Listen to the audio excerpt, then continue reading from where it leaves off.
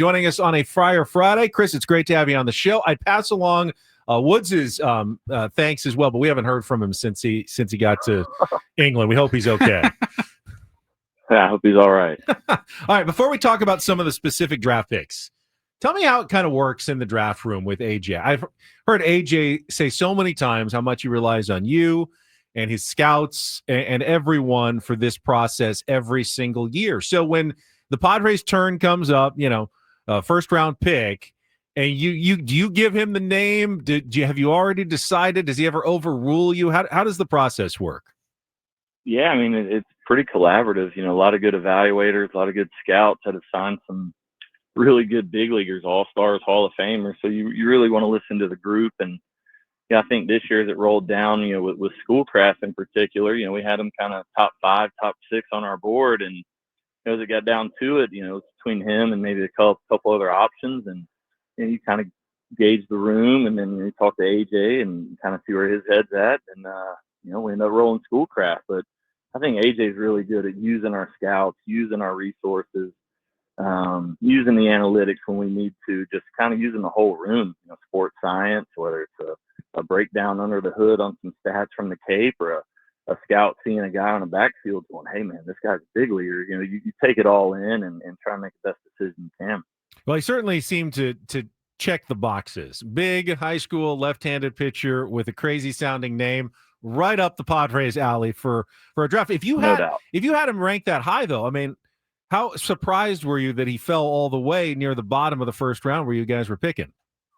Very surprised. And, like I said, this is just where we had him evaluated compared to some of the famous college guys, and, taking a look at the crews and projecting, hey, where's this guy going to be in 2-3 years? He could be as good as anyone on this list. And as we started ranking the board, that's just kind of where we had him based off the upside and the talent. And, why he felt that way, I don't know. A lot of teams are more, want to take some college guys or take some bats. And I guess high school arms are viewed as risky. But, in this case, the reward was too big to pass up.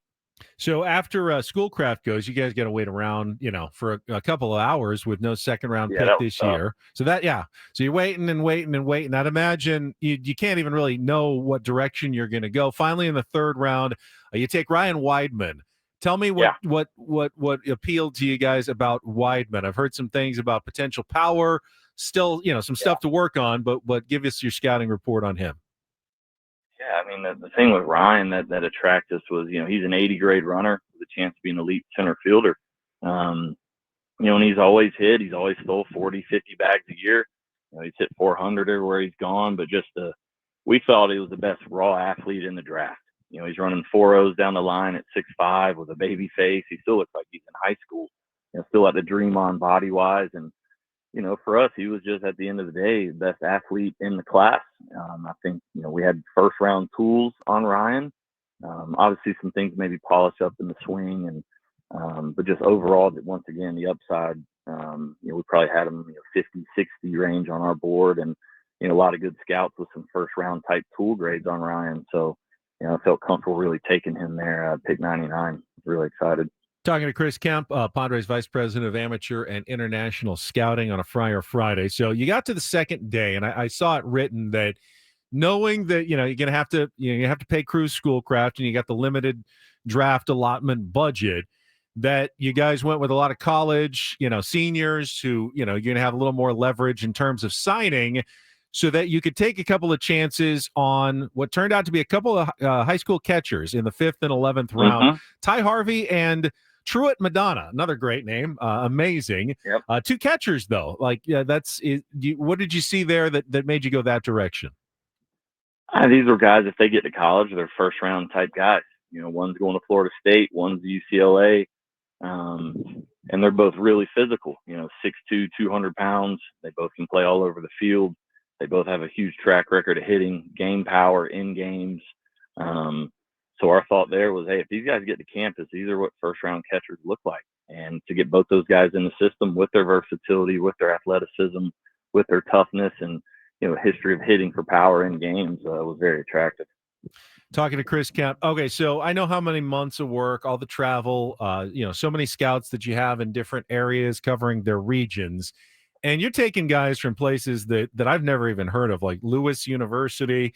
What Tell me, I mean, like, what are some of the stories that go into how you find these guys? You hear from some of your scouts. I mean, is there some like random crazy adventures that go on in determining who you guys are going to pick every year? Yeah, well, I mean, I think every Monday I'm talking to all our scouts. Literally, every Monday I'll call the guys. Hey, where do you need me this week? What's popping? What's going on? Where do we need to send a cross checker in? Hey, you need David Post in my area. Hey, I need Logan to see this guy. Whatever it is, every Monday we kind of activate and get our weekly coverage, and then stories start to rise, right? If you're really dialed in with your area scouts on the ground, you're going to hear some really interesting stories about, hey man, I just saw this guy at a D2, or hey, I was the only scout here for a week straight. I need someone to get in and see this guy. Or we do a lot of regional tryouts around the country and give kids from smaller schools an opportunity to kind of showcase their skills, and you'll get guys that just surprise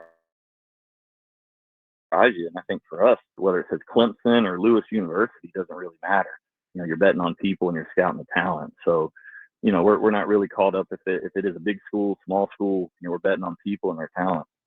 I'd imagine it is kind of thrilling when you think you're kind of one of the only teams that have spotted a guy, like you found a diamond that other teams aren't aware of. But it's probably scary too, going like, are we seeing something that everyone else is not seeing? Like, to have the confidence to kind of zig when other teams are zagging. What's that feel like? No, I mean that's kind of the fun part, and you just have a lot of confidence in the room with all the good evaluators and just scouts with a track record in that room. You don't really get caught up in like, oh man, what are we looking at? It's like, hey, what are they missing? When those things happen, and that becomes harder each year, with all the just social media or the track man, and a lot of people are all scouting the same guys. So, when you feel like you can get an edge on somebody, and whether it's a small town kid or a small school kid, we never really have the vibe of like, oh man, are we wrong? It's like, hey, I think we're ahead of the game right now. So you just need to stay confident these days. All right, here's something I'm curious about, because they hold the first round of the draft on Sunday afternoon, but games are going on, including, the Padres were still playing the Phillies. How much is like AJ paying attention to the game versus the draft on Sunday afternoon? Yeah, that was interesting. And to have Nick Pavetta, pretty much our second round pick, dealing on draft day was pretty cool. We've got the game on, so it's like, it's kind of split. We're all kind of watching the game, and we're not picking till 25. So I think we were in that like ninth inning making a comeback with runners on, and I think like pick 7 or 8 rolling down. So we're all kind of watching the game because we still have a ton of time before any decision has to be made. So it was a pretty cool dynamic.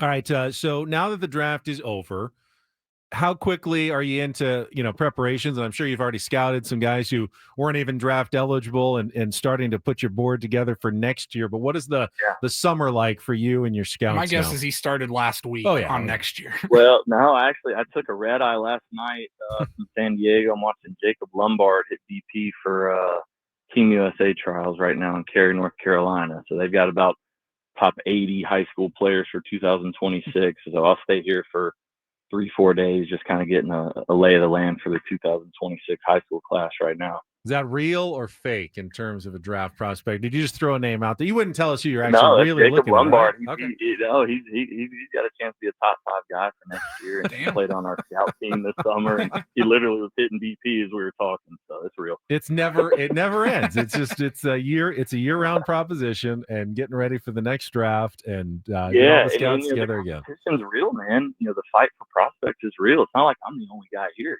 There's about 70 scouts here, all from other teams grinding, and that hunt for the next prospect and getting looks at the next high school crop, man. It's just big time competition, man. Now, there used to be like 60. How many rounds did there used to be in the draft? There's only 20 now. Used to be 50 back in the day. Then they shortened it to 40. Now we're at 20. So, are you done? Like the guys who didn't get drafted, I know you signed a couple of undrafted free agents. Is that process over now, or are you still looking at guys who may be without a team that were interesting to you but didn't get drafted?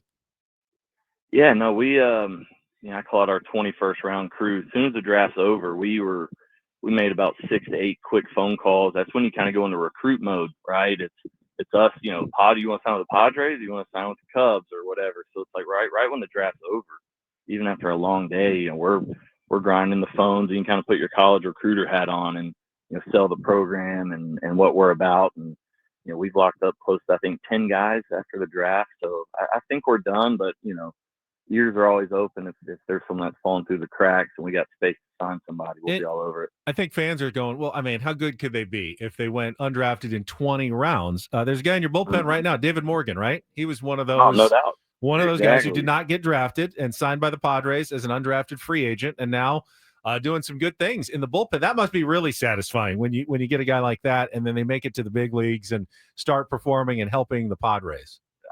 Dude, that's why we do it, right? And we've signed some other non-drafted free agents last couple of years, providing big value. Braden Nett being one of those guys.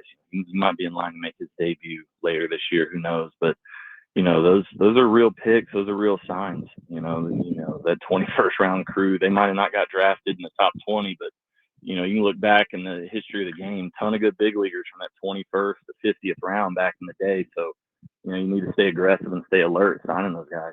But don't fall in love, because AJ in the next couple of weeks could be sending any of them anywhere else to help this year's team, right, Chris? So yeah, that's how it works. We're ready for anything.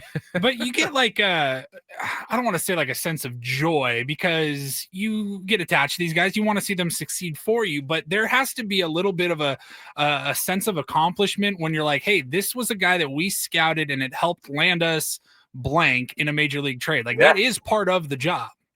No, it's a huge part, and whatever. And I've said it before, and I'll say it again. Whatever AJ and Josh Stein need to do to, keep us in playoff contention and make another World Series run with Mike Schilt. We get 40,000 a night rolling in, and we're trading for all-stars. Hey man, we got to keep the train rolling. No, I mean, half the guys in the All-Star game were Padres at some point in the system, and came through all the scouts. And we've seen the success of what you guys do, and I know fans appreciate it and appreciate your time and coming in and talking to everybody on a Friday. Chris, thank you so much. Thank you, guys. You'll have a good weekend.